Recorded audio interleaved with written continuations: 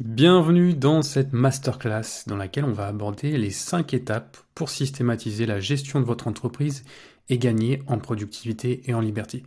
Parce que j'imagine que si vous avez créé votre entreprise, c'est pour avoir quand même un petit peu d'indépendance et liberté.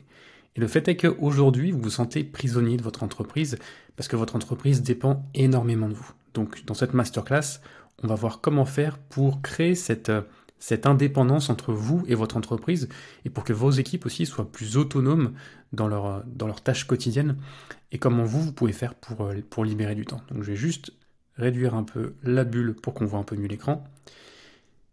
Donc cette masterclass, elle est pour vous si vous êtes chef d'entreprise, vous pouvez être solopreneur, TPE ou PME. Alors souvent quand on travaille seul, on peut avoir l'impression qu'on n'a pas besoin de systématiser nos process parce qu'on est seul, on est les seuls à s'occuper de nos tâches, de nos projets, mais ça peut être quand même intéressant quand on est solopreneur de mettre en place des process pour justement dans l'optique que quand votre entreprise grandira et que vous commencerez à déléguer plus de tâches, que des systèmes soient déjà en place et que vous ayez déjà documenté vos process.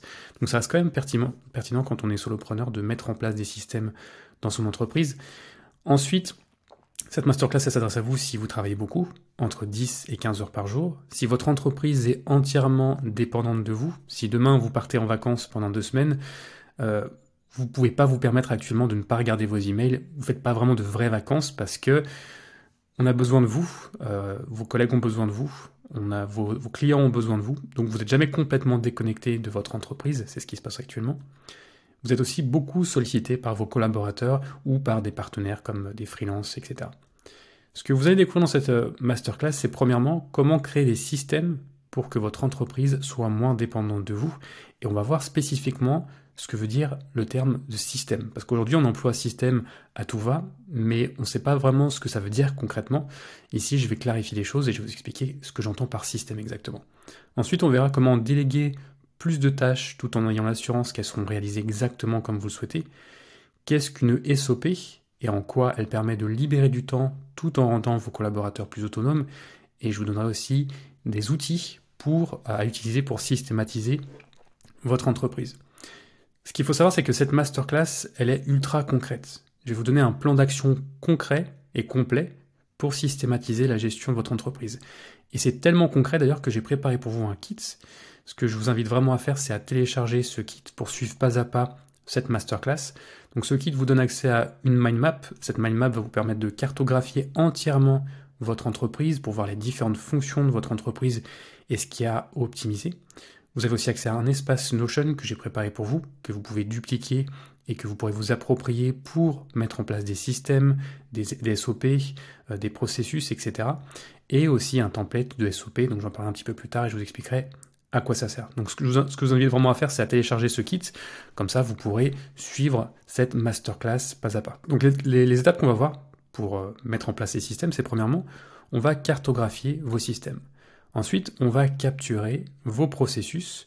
On verra ce que c'est que les processus d'ailleurs. On verra comment documenter vos procédures.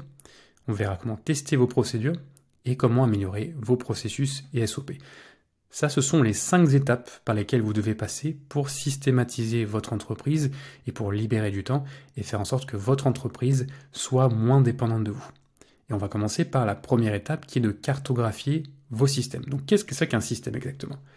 Un système, c'est un ensemble de processus, de technologies, de personnes et d'interfaces. On va prendre un exemple. J'imagine qu'aujourd'hui, comme toute entreprise, vous devez générer des prospects. Si vous n'avez pas de prospects, vous n'avez pas de clients, vous n'avez pas d'entreprise. Donc vous devez certainement générer des prospects. Et pour ça, vous avez peut-être des équipes avec vous. Donc il y a des personnes, vous allez peut-être avoir un directeur marketing, un content manager, un growth hacker, bref, vous avez une équipe qui travaille avec vous pour générer des prospects. À côté de ça, vous avez aussi des processus. Vous avez un ensemble d'étapes que vous allez suivre pour accomplir cette tâche-là de générer des prospects. Donc ça va être peut-être de définir l'ICP, donc l'Ideal Customer Profile, votre client idéal. Ensuite, de créer une ressource pour ce client idéal, créer une landing page pour emmener cette personne idéale sur cette landing page et publier peut-être des campagnes. Bref, vous allez suivre un ensemble d'étapes pour arriver à un résultat. Et donc ça, c'est un processus. Et puis, vous allez aussi utiliser des technologies. Donc vous allez utiliser peut-être Notion pour organiser vos équipes, peut-être Webflow pour créer votre site internet, peut-être aussi Canva pour créer des visuels, et Meta pour tout ce qui est création de publicité. Et enfin, vous allez avoir des interfaces. Donc les interfaces, c'est ce qui connecte le tout. Ici, on peut voir que personne est connecté à technologie, parce que le directeur marketing va certainement utiliser des outils comme Notion pour synchroniser les efforts des équipes, et puis aussi Meta pour créer des publicités. Peut-être que le content manager, lui, va utiliser Canva et Webflow pour produire du contenu.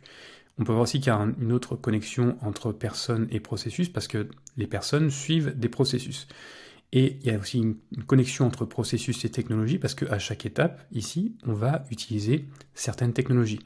Pour définir l'ICP, peut-être qu'on va créer une page sur Notion pour créer notre avatar, notre client idéal. Peut-être qu'en termes de ressources, on va utiliser Canva. Peut-être que pour créer la landing page, on va utiliser Webflow. Bref, on peut voir que tout est interconnecté. Et ce que vous voyez ici, c'est ce qu'on appelle un système. Donc un système, comme j'ai dit, c'est un ensemble de personnes, de processus, de technologies et d'interfaces. Et il faut que vous voyez votre entreprise comme un ensemble de systèmes. Toutes les entreprises sont différentes, elles ont des cœurs de métier différents, mais on va retrouver 4 grands piliers.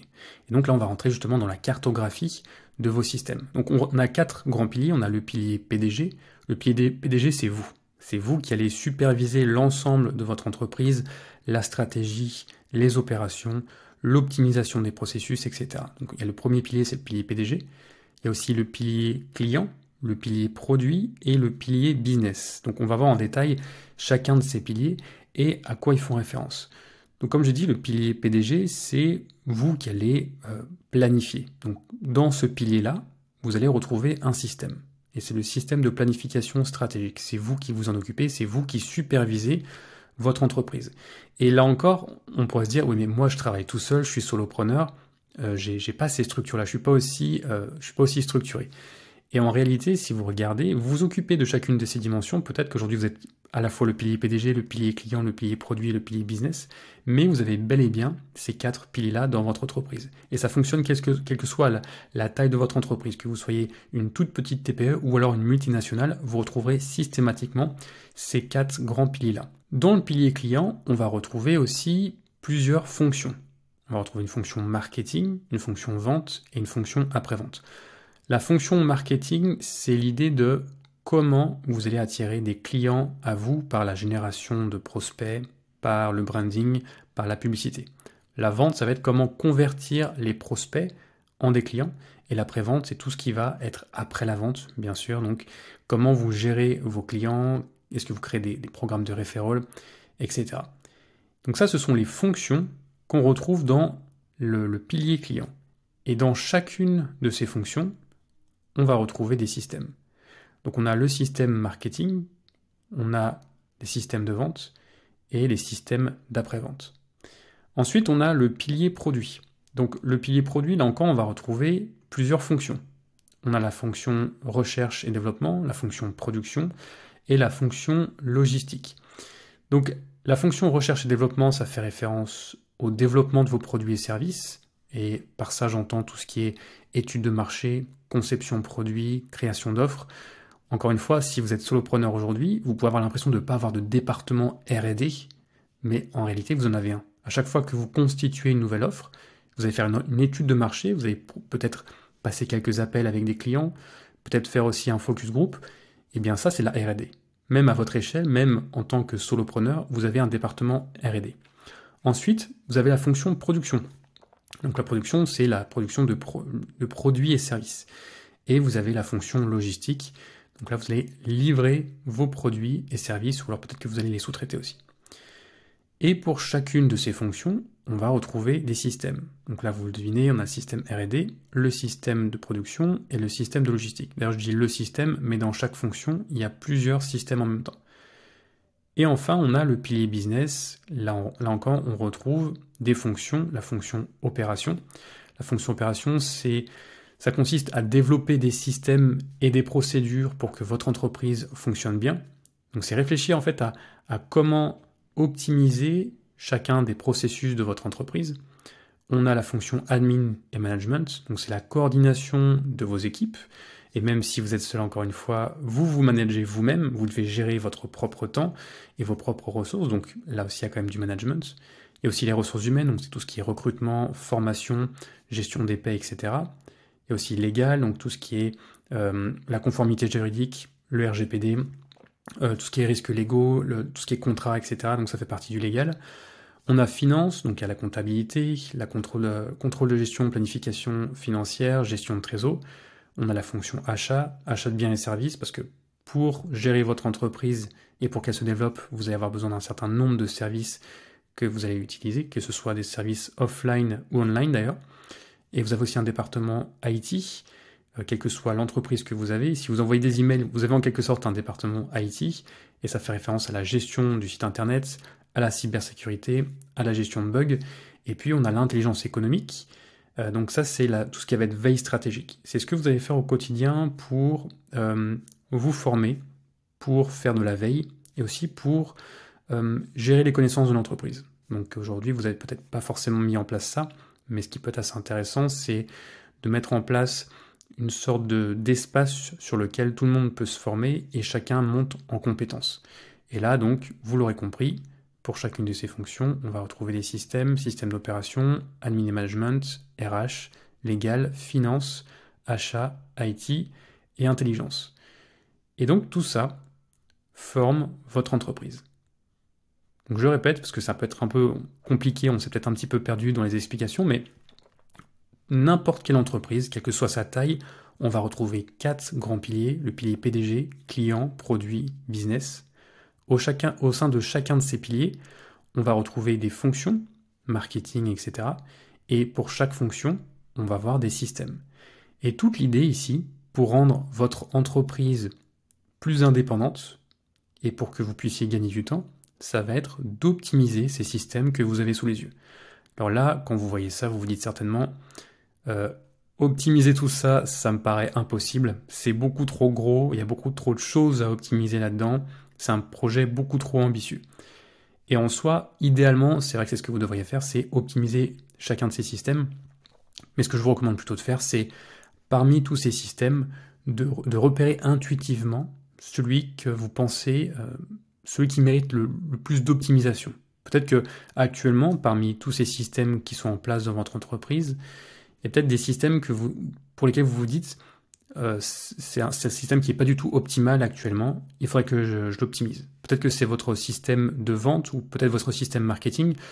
Peut-être qu'aujourd'hui vous vous dites on met beaucoup trop de temps actuellement à trouver des prospects. Je sais que c'est quelque chose sur lequel on passe beaucoup de temps et du coup il y aura peut-être matière à creuser de ce côté-là. Et à ce moment-là, ce que vous feriez, c'est que vous vous pencheriez sur optimiser les systèmes marketing avant tout le reste. Parce que bien sûr, vous ne pouvez pas tout optimiser d'un seul coup. D'ailleurs, l'optimisation des systèmes, c'est un effort qui est constant. C'est pas juste un projet que vous allez faire pendant un mois et ensuite vous en parlez plus. C'est un process qui est continuel parce que votre entreprise grandit et à chaque fois que vous allez mettre en place des systèmes, ces systèmes, à mesure que vous allez grandir, vont se casser et vous devrez en recréer de nouveaux. Donc c'est un effort qui est continu et c'est pour ça que je vous dis qu'il faut savoir prioriser et savoir quels sont les systèmes qui sont les plus importants pour vous actuellement et sur lesquels vous allez vous pencher. Et ici, vous pourriez vous dire, bon, parmi tous ces systèmes, idéalement, je sais que je devrais tout optimiser dans l'idéal, mais je n'aurai pas le temps de tout faire. Donc, qu'est-ce qui est pour moi le système le plus important à optimiser? Vous pourriez dire, eh bien, c'est le système marketing. Ou alors, peut-être que c'est le système d'opération. Bref, vous allez choisir un système ou plusieurs systèmes que vous pensez prioritaires. Maintenant qu'on a choisi le ou les systèmes qu'on veut optimiser, on va capturer nos processus. Donc qu'est-ce qu'un processus? Un processus, c'est un ensemble d'étapes à suivre pour accomplir quelque chose. Et pour identifier un processus, vous devez vous poser la question suivante. Quelles sont les étapes par lesquelles je passe ou par lesquelles mon équipe passe pour accomplir X? Exemple, quelles sont les étapes par lesquelles je passe pour gérer mes projets clients? Quelles sont les étapes par lesquelles mon équipe passe pour onboarder un client? Quelles sont les étapes par lesquelles nous passons pour développer nos offres? Et par moment, vous aurez besoin de consulter vos équipes pour répondre à ces questions. À certains moments, vous pourrez répondre à ces questions vous-même parce que c'est vous qui vous occupez de A à Z de ces processus-là, mais par moment, vous aurez besoin de consulter vos équipes et ça méritera à ce moment-là une session de brainstorming. Si on reprend notre mind map ici, on va retrouver dans le système marketing plusieurs processus. On a par exemple le processus de gestion des campagnes publicitaires et aussi le processus de publication d'articles SEO. Alors ça, ce sont des exemples, hein. Il se peut que dans votre entreprise ce soit différent, que vous ayez des systèmes qui soient différents. Ici, j'ai pris juste quelques exemples. Et donc, dans chacun de ces processus, on va retrouver des étapes. Pour celui-ci, pour processus de gestion des campagnes publicitaires, on va avoir étape 1, on va définir notre avatar, notre ICP. Ensuite, on va peut-être créer une ressource, créer une landing page, créer des publicités et faire des tests et des optimisations. On va suivre toutes ces étapes pour suivre ce processus de gestion des campagnes publicitaires. On peut aussi avoir le processus de publication d'un article SEO. Là, on va suivre différentes étapes, recherche de mots-clés, rédaction d'articles, correction des fautes, création des visuels, import sur le CMS et puis publication. Donc là, on a ces étapes pour le SEO, on aura la même chose pour chacun des systèmes. Idem pour le système de vente, on aura un processus de génération de leads, un processus de prospection, où là encore, on va retrouver plusieurs étapes de prospection. Et ici, pareil pour le processus de prospection, on aura donc chercher sur LinkedIn des infos sur les prospects, etc. Donc vous pouvez voir que là, on a plusieurs processus pour chacun des systèmes. Et donc, ce qu'on va avoir besoin de faire à cette étape, c'est de créer un organigramme de nos processus. Pour ça, vous pouvez utiliser Whimsical, qui fonctionne très bien, ou alors un autre outil qui s'appelle Miro. Et sur cet outil, on va pouvoir voir les différentes étapes par lesquelles on passe pour accomplir une tâche ou pour accomplir un processus donné. Ici, on va partir du principe que on veut cartographier le processus pour onboarder un client. Donc pour ça, je vais cliquer ici et je vais ajouter la première étape. Donc là, c'est vraiment à moi de réfléchir et de me dire par quelle étape je passe pour onboarder un client. Encore une fois, vous pouvez faire cet exercice seul, mais par moment, vous aurez besoin de consulter vos collègues.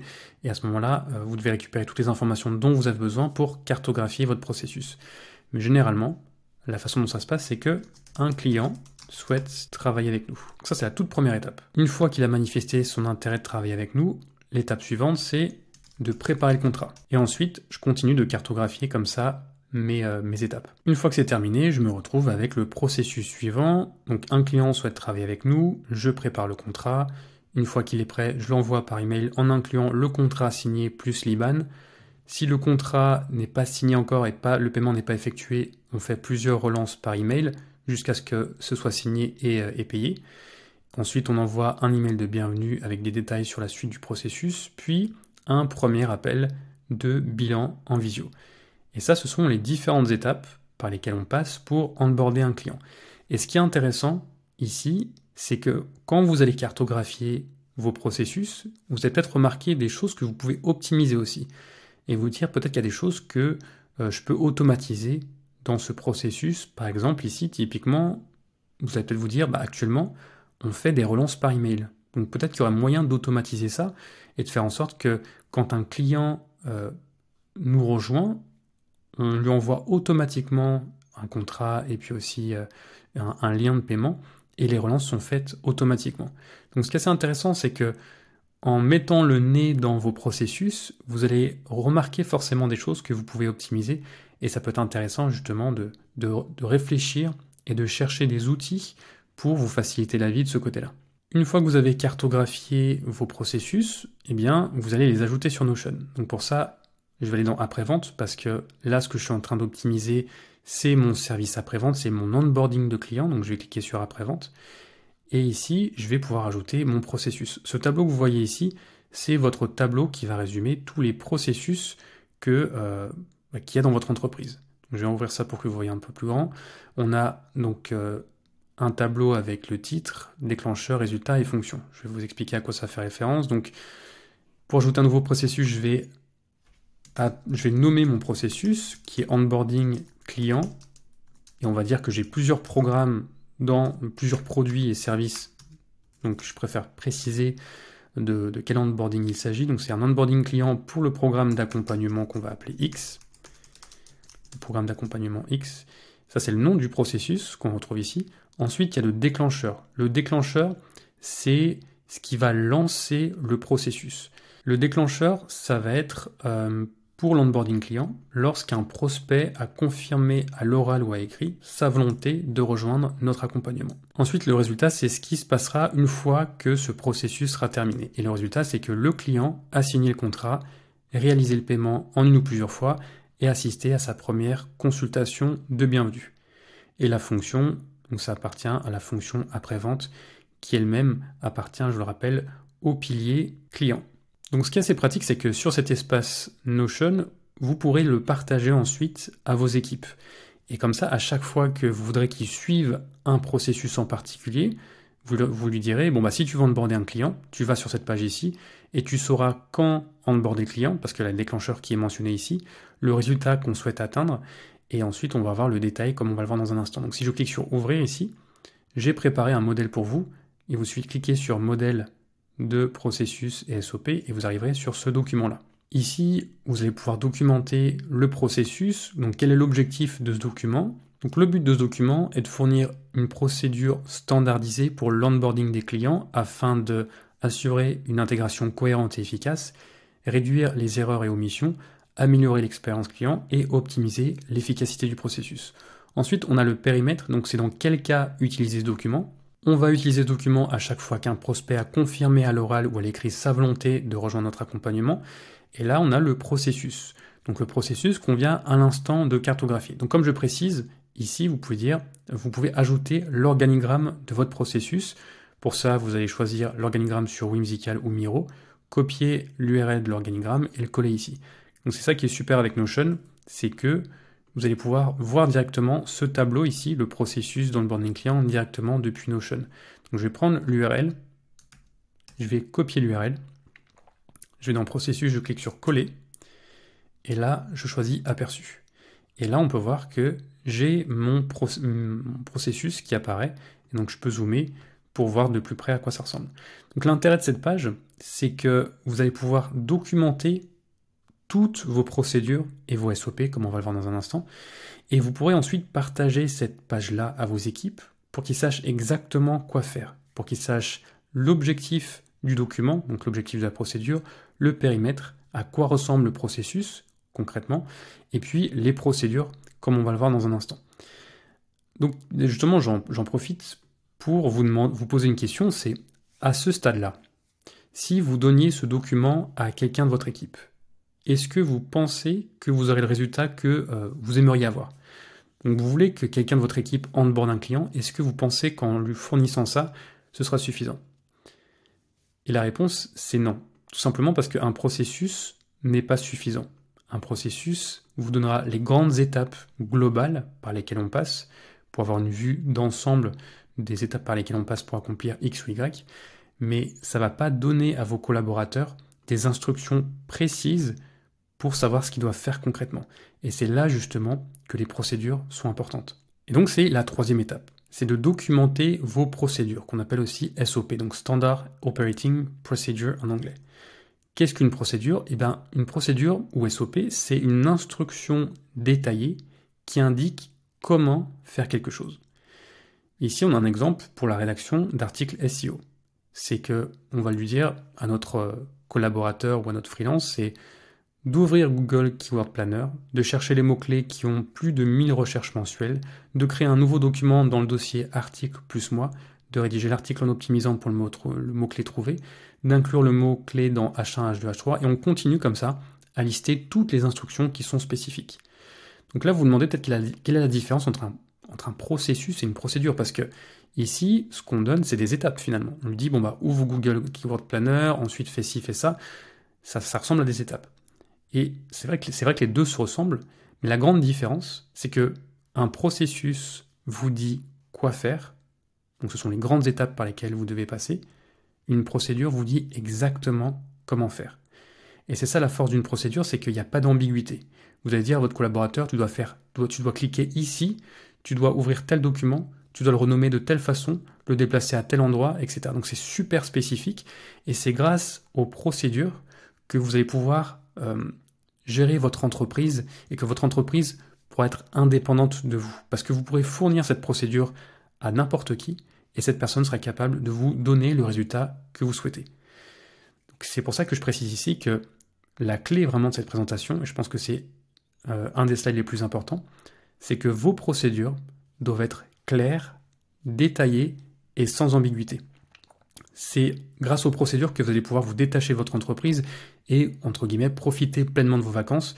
Et vous n'allez pas avoir un collègue qui va vous appeler, vous demander qu'est-ce que je dois faire déjà quand il y a quand il y a ce cas de figure-là, qu'un client doit être onboardé, je comprends pas tellement tes instructions, par où je dois passer. Du coup, ça, on perd tout l'intérêt des procédures, c'est justement pour ça qu'elles doivent être claires, détaillées et sans ambiguïté.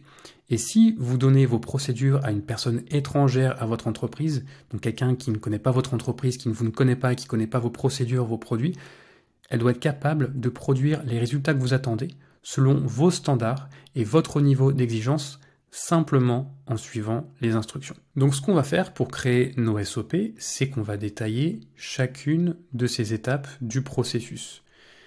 Pour ça, je vous donne différentes solutions, c'est comme vous le souhaitez.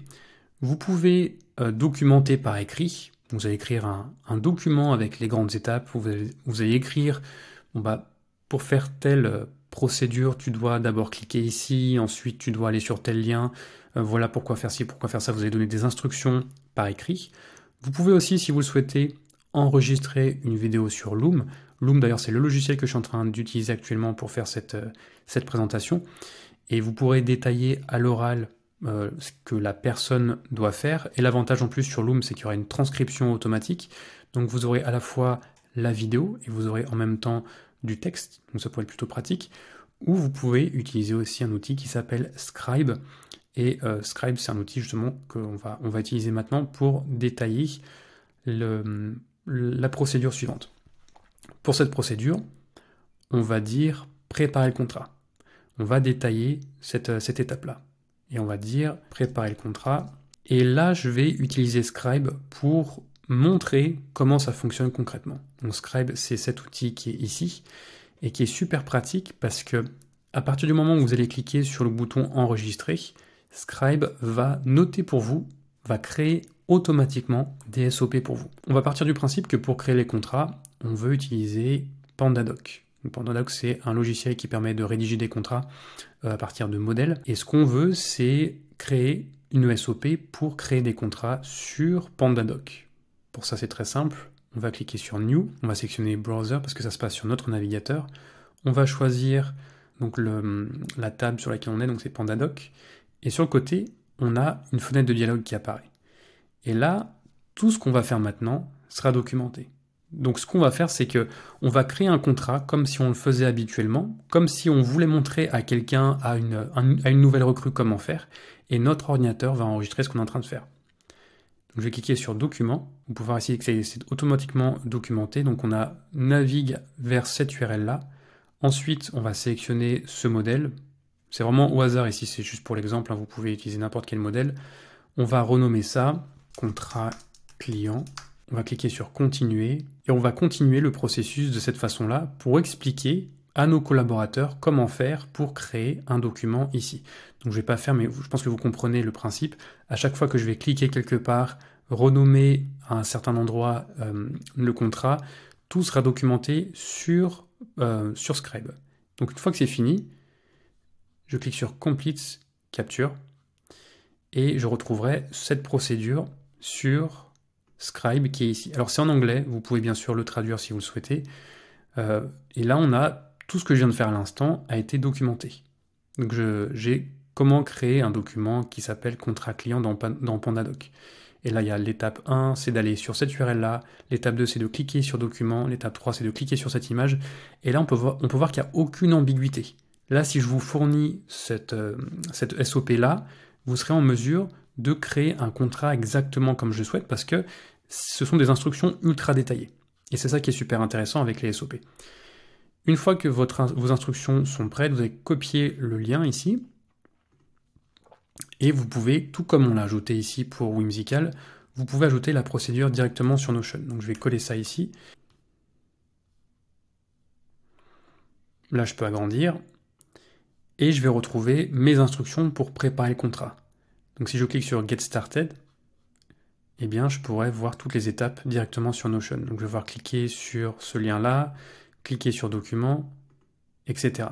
Et bien sûr, je peux préciser les ressources qu'on peut avoir ici, parce qu'une fois que j'ai préparé ce contrat, je vais peut-être avoir besoin d'envoyer un email et un IBAN. Ça pourrait être intéressant d'inclure dans les ressources ici l'IBAN ou alors le template email que j'utiliserai pour envoyer le contrat automatiquement.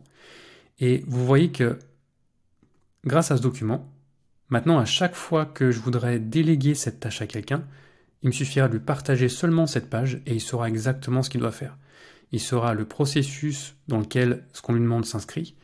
Il sera aussi les SOP, donc qu'est-ce qu'il doit faire? Eh bien, je dois aller ici dans PandaDoc, ensuite je dois cliquer sur cette URL-là, il saura exactement ce qu'il doit faire et il aura toutes les ressources dont il a besoin ici. Maintenant, créer des SOP, c'est très bien, mais par moment, vous ne réussirez pas à les créer parfaitement du premier coup parce qu'il y aura forcément des zones d'ombre, des choses qui ne seront pas très claires. Et c'est pour ça que c'est important dans l'étape 4 de tester vos procédures. Donc comment tester vos procédures? Pour ça, c'est très simple. Vous demandez à une personne de votre équipe, ça peut être une personne qui n'a rien à voir, ça peut être par exemple, vous voulez tester une procédure pour accomplir quelque chose dans le marketing, et vous allez demander à quelqu'un du département admin ou à votre comptable de suivre les étapes pour savoir si, en suivant les instructions pas à pas, vous allez obtenir le résultat que vous souhaitez. Et s'il y a certaines étapes qui sont mal comprises, s'il y a certaines choses qui ne sont pas respectées, et bien à ce moment-là, optimisez ces procédures jusqu'à temps que ce soit clair. Et ensuite, la dernière étape, c'est d'améliorer vos processus et SOP. Si après avoir testé vos SOP, comme je dis, vous constatez que les instructions ne sont pas claires, vous les modifiez. Mais c'est aussi l'idée de chercher continuellement des façons d'obtenir de meilleurs résultats en moins de temps et de modifier les processus et SOP pour refléter ces changements. C'est la méthode Kaizen, c'est la méthode d'amélioration continue.